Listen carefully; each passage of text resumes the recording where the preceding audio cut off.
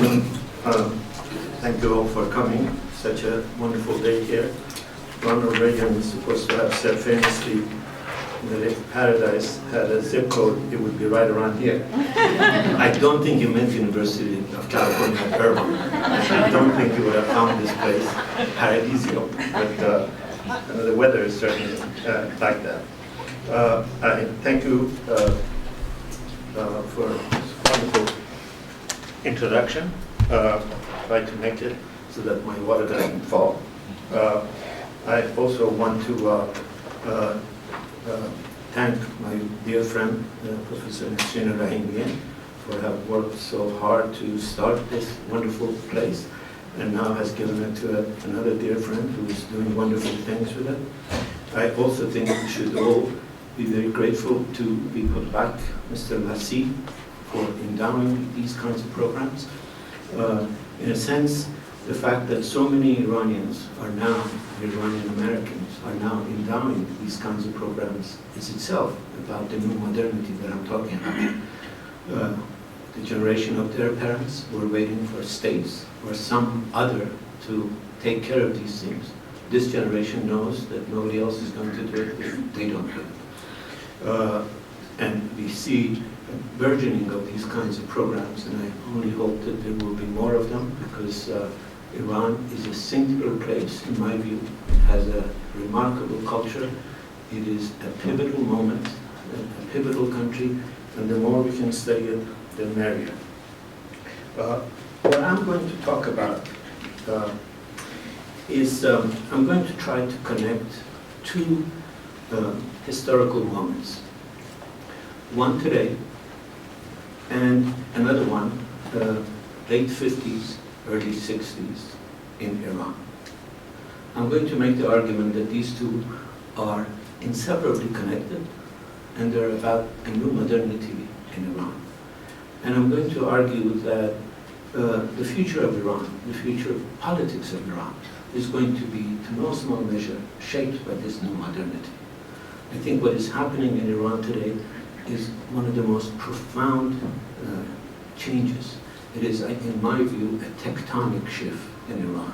In spite of the appearances of the regime, in spite of all the rhetoric that the regime might want to propagate, the Iranian society, in my view, is moving in a different direction. And the direction that it is moving to, in my view, has something to do with what Iran was doing in the late 50s and 60s.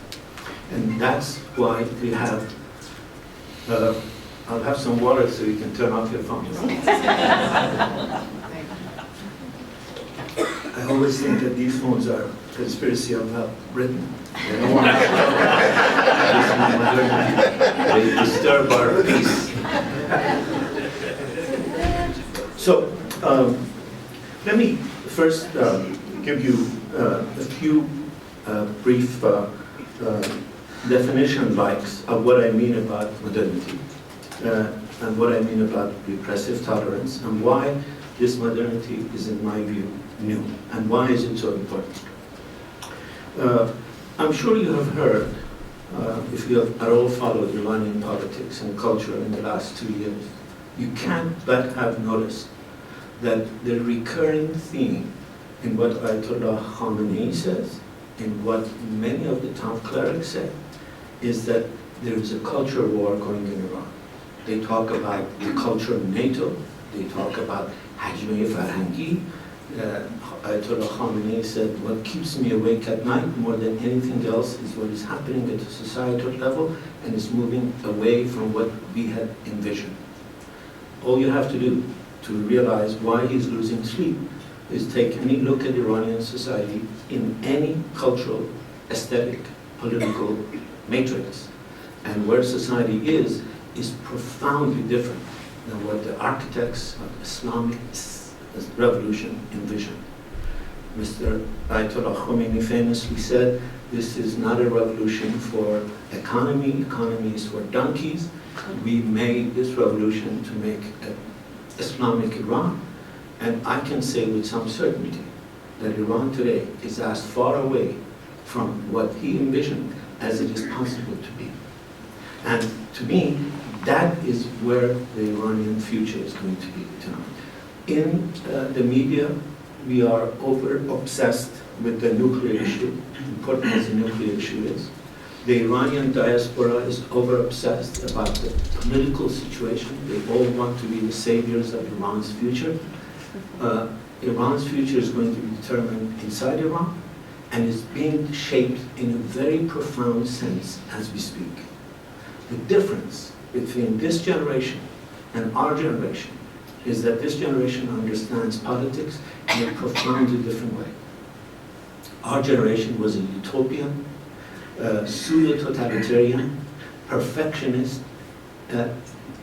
ideologue of a political class. They wanted everything.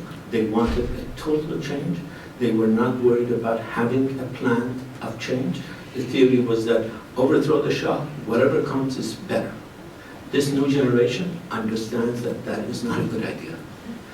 They understand the old Iranian dictum that says, before you steal a minaret, find a place where you're going to hide it. This generation is finding every day where to hide the minaret.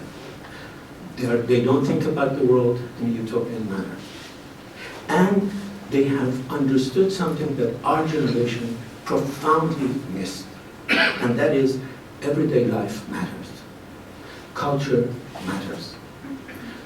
There were some profound happenings in Iran in late 50s, early 60s, that the Iranian political class simply refused to acknowledge. Because for the Iranian political class, politics meant one thing: being able to criticize and attack the Shah. If you could not attack the Shah, there was no political freedom.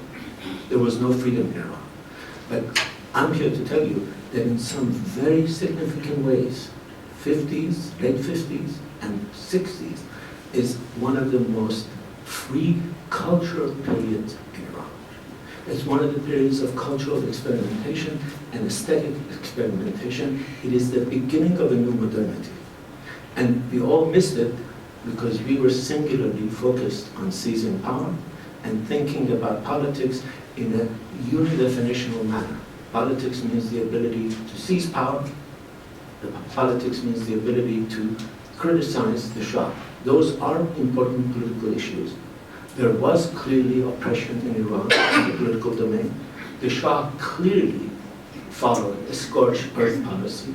And part of the reason we had the revolution was precisely because of that kind of a scorched earth policy. But the Shah also was allowing a remarkable period of cultural experimentation. But it was a remarkable period of cultural experimentation that underneath it had elements that were precisely undermining what they were trying to do. So it was a discordant experiment at the top.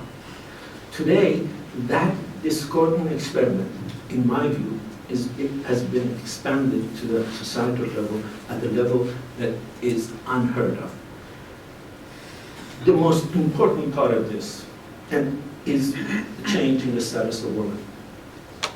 I think there is no doubt in my mind that what has happened in Iran in the last 30 years, and it began much earlier, and it doesn't begin in 1961, it doesn't begin in 1936. Iranian women have been fighting for rights. Iranian women have been walking into the streets with their own chosen dress from early 20th century. The idea that Kashf hijab was forced by Reza Shah is a figment of historical imagination. Iranian women were fighting for this long before Reza Shah came on the scene. Iranian women were fighting for their rights long before the Shah revolution in 1962. Remember, Forough Farrokhzad had already written her poetry by 7 years before there was talk about women's rights in Iran. That process today has reached a new level. To give you again a sense of how profound this change is, let me tell you what I think is a remarkable fact of history. We have a 3,000-year history in Iran. Three of the most profound changes in that 3,000-year history have happened in the last 50 years. First, you have the most massive migration from the village to the city. In Europe, this process took 300-400 years. It was filled with bloodshed. It was filled with turmoil. If you've been watching the PBS documentary Wolf Hall and know the character of Cromwell, you know how bloody that process was. In Iran, this has happened in 50 years. Second, in Iran, we have in the last 50 years, we have the biggest migration of women from Andarun to Birun. Women are increasingly occupying places of prominence. Third revolution is the most massive migration in Iran's 3,000-year history. We now have 6 to 7 million people outside. In a country that cherished the fact that it was in a stationary culture, it has stayed in the same place for 3,000 years. We've had 3 massive migrations in the last 50 years. That is the foundation of this new modernity that I'm talking about. And we have individually thought about aspects of these changes. We've talked about, Nasrin has talked about, my sister has talked about, a lot of other people have talked about what the women's movement has meant. We've talked about what the movement to this country, the front of the city has meant, a little bit. We have in this area Parviz Sayyad, whose Samad is one of the most brilliant descriptions of what this migration has meant from the country to the city. No one has yet talked about what this migration to outside has meant and would mean. And no one has yet talked about what the composite of these changes will mean for the future of what it means to be Iran. Iran of the future is not going to be Iran of the past because of these 3 changes. The clergy can say anything they want about banning women from the public. They can say anything about how it is a bad idea for a woman to be equal to men. Some woman just said that this is a devilish idea. Iranian women are going to be equal. They're going to be in the public domain. Iranian diaspora is going to be a force in shaping what it means to be an Iranian in the future. And we're beginning to comprehend what that change has meant, this shift from the country. A country that was some 90% centered in a village has suddenly become a country that is 65-70% urban, if not more, depending on how you describe urban. And because of the internet, because of the satellite, the traditional distinctions between country and city are completely obliterated. The notion that we need to understand what this means and how this will change, I think is one of the most urgent things that we can do. Now, by modernity, I basically mean, and I have written 3 books, 2 in Persian, 1 in English, about the meaning of modernity. One is called Tejddud wa Tajaddud Setizi, the other one is called Sayyad Sayyah, the third one is called Lost Wisdom. There I have offered both my definition and I've offered a little different interpretation of what modernity is than you would find in most narratives. In most narratives, modernity is a Western phenomenon. It begins with the Renaissance, and it comes to Iran essentially in the 19th century as part of a colonial expansionist policy. To me, that's a false narrative. To me, Iran has a very remarkable experience in the first signs of modernity between the 9th to 12th century, in the writings of people like Bayhaqi, like Nizami, like Sa'di a little later on, like Biruni, like Abbas ibn Sina. All of these point to something that was happening in Iran in 9th to 12th century, something remarkable that was happening in Iran. And in many ways, things we think of as Western were beginning to be experimented with in Iran 200-300 years before the West began. If you look at historiography, we have Bayhaqi 200 years before the West begins to develop a historiography.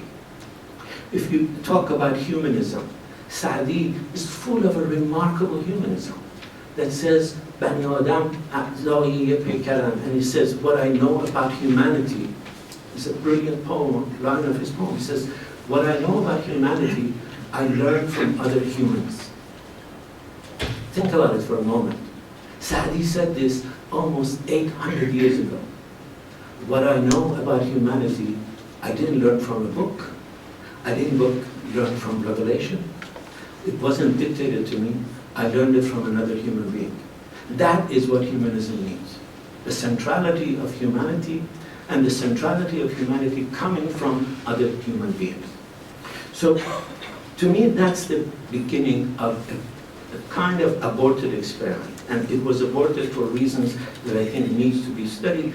You know, the Mongolian invasion certainly had a lot to do with it. The rise of Sufism had something to do with it. The rise of kind of a clerical Islam had something to do with it. But that was aborted. And it comes back in 19th century. And it comes back in 19th century under the shadow of colonialism. And it comes in the shadow of the idea that modernity is Western. So if you want to become modern, you have to look Western, you have to dress Western, you have to speak Western, you have to emulate the Western ways. Everything from how you go to the toilet, to how you sit, how you dress, how you begin to address one another. Notions of private and public begin to change, and begin to change essentially on the model that if you want to be modern, follow the West. So our first generation of writers, when they wanted to write fiction, they emulated the West. Our first generation of architects, when they wanted to create a modern architecture, they followed Le Corbusier. They followed Frank Lloyd Wright. I interviewed Farman Farmayan, Aziz Farman Farmayan, for a book I wrote called Eminent Persians. And he said, you know, when I went back to Iran, all I wanted to do is build the kind of houses my teachers had told me how to build in France. After a while, he said, I decided, why shouldn't I build houses that look like Iranian houses? Why should I use glass in Tehran that is hot in summer and cold in winter? Brick is a better stuff for this. So they began to experiment with a new form of architecture that was unmistakably Iranian, but also modern. They began to experiment with a form of painting.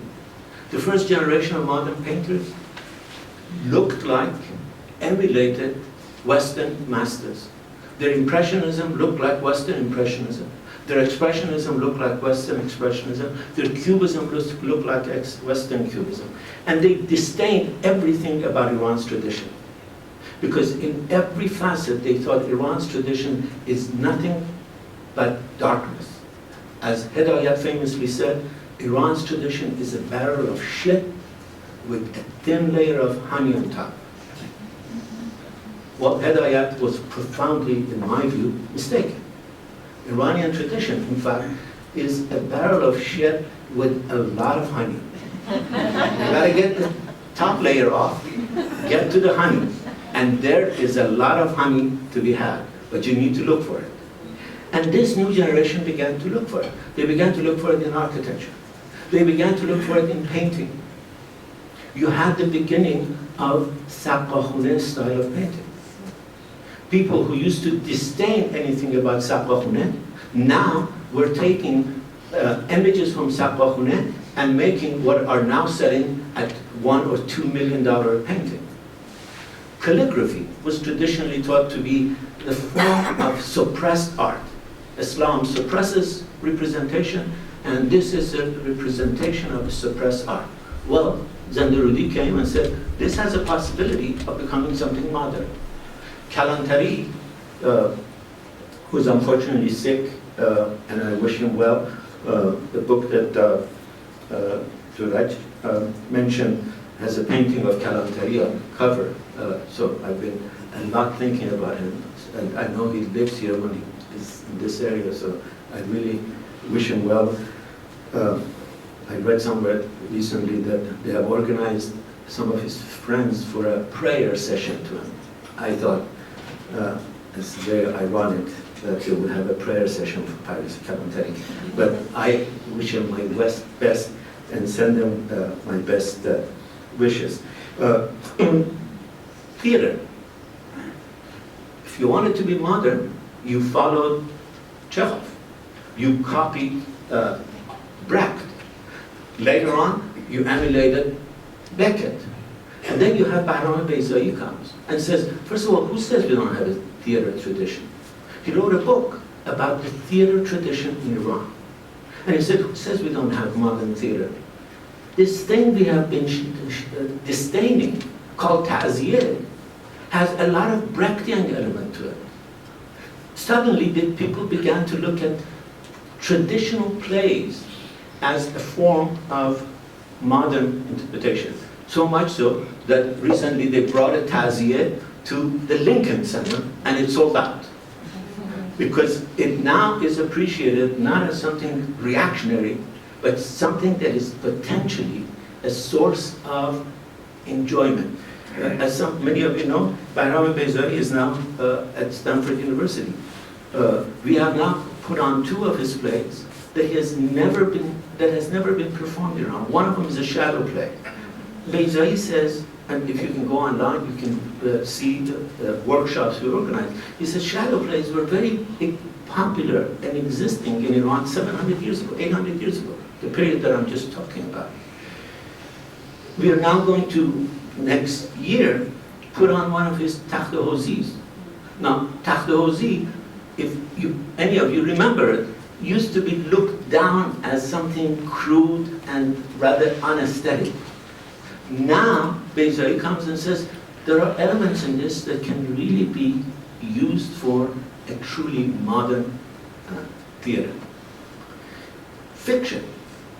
In fiction, you had the theory common that novel is a Western form of art. A short story is a Western form of narrative. And if you want to write a short story, if you want to write a novel, you follow the West.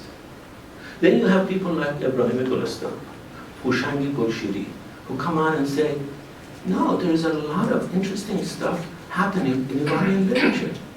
We have to read the Western masters, but we can't ignore what is happening in Nizami. You look at Nizami, Haft-Baykar Nizami, it has some remarkable, literally, tropes. It changes points of view 7 times within 30 pages. Something we generally identify with the West. So all of this was happening in architecture, in fiction, in music. Sabah came and began to essentially collect Iranian traditional music and began to modernize it. The earlier generation had said Persian music doesn't lend itself to modernization. It can't be put to orchestra. You can't write it down. Sabah and later generation came and said, no, we can make something out of this. To now, we have people from Namju, who is completely pulverizing everything that we understand from classical music, to Shajarian himself, who says, there's a lot of beauty in classical Persian music, but there's some faults. There's some sounds that our traditional musical instruments can't play. So he has invented 10 instruments to simply play the high, low notes that classical, traditional 5-6 piece Iranian orchestra can play. On every one of these domains, from art to architecture, to music, to literally criticism, you have this remarkable beginning in the late 50s and 60s. Every one of these people that I mentioned was virtually disdained by the dominant intellectual discourse in Iran. Because the dominant intellectual discourse in Iran was controlled by the idea that politics is primary, and if you can't criticize the regime, then none of these is, Beyzai is decadent. Beyzai used to be constantly criticized. Golestan used to be constantly criticized. Golshiri used to be constantly criticized. Sepehri, I can give you names of all of these people who were doing this kind of experimentation and were all disdained. And then, as a result of all of these, society was beginning to change. Women were now more assertive. We had more of a middle class. We had people demanding political rights. And the Shah was not willing to give it.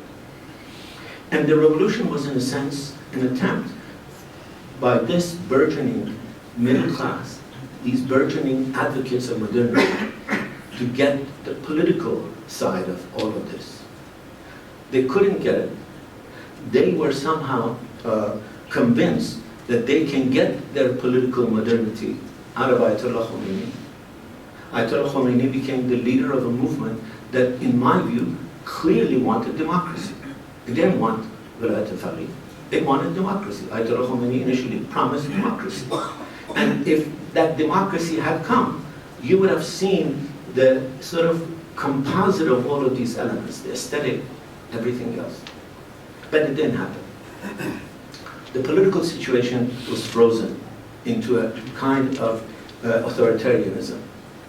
But the cultural domain increased and continued. And as the political constraints increased, the effort of the people to change and challenge the power structure, rather than frontally assaulting it through the cultural domain, increased. Part of the reason, again in my view, that we have this new awareness is because of the leading role that women have had in this movement. Women have recognized, both theoretically and experientially, long before men realized, that the private is political.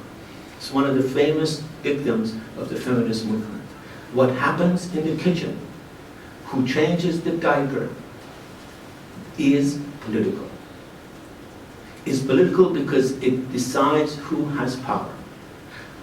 Our generation saw power only as what is coming from the top of the political structure. This generation realizes politics in a completely modern way. Politics, in a modern sense, isn't what happens at the top of the iceberg. Politics, in a modern sense, is what happens at the societal level. In a democracy, power percolates from below and up. In authoritarianism, power all rests at the top and then maybe percolates to aspects of the bottom. So, as political oppression, when did I begin? 6:15? So I should go for another 5 minutes? No? I wasn't begging for compliments. از اون تعارفای ایرانی همونجا قطع کنم خیلی خواهش میکنم.